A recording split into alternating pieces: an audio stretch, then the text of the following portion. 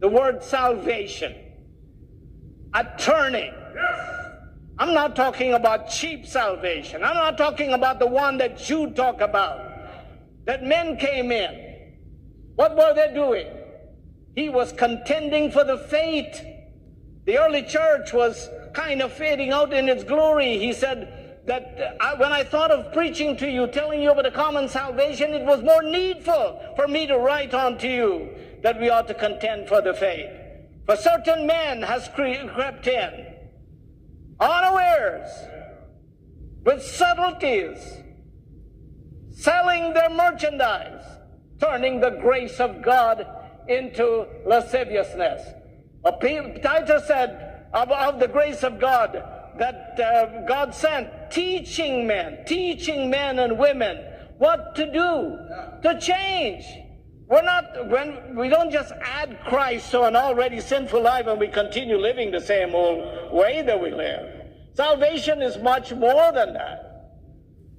Salvation is a transformation. Paul said that I beseech you, brethren, by the mercies of God, that you present your bodies a living sacrifice, holy and acceptable. Not everything is acceptable to God.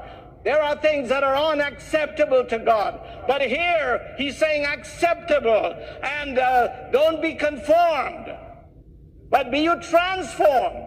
Let this mind be in you, which was in Christ Jesus.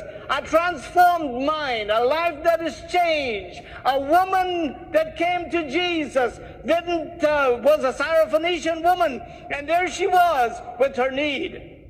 They were trying to keep her away from Jesus. Jesus himself said, don't you know this belongs to the children? And she said, yes, I know, Lord.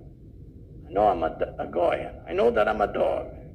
But even the dog eat from the mouth. Jesus knew all along that he was going to heal that child.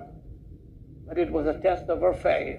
Sometimes people get in such a mindset, angry, upset, mad, because what they want you to say, they didn't hear it. They just didn't want God.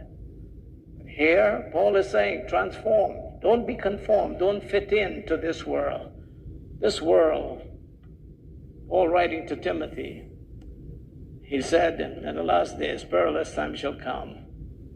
You know what is the greatest danger? Men shall be lovers of themselves. You know what was the first thing that the Lord told his disciples? If any man come after me, let him deny himself.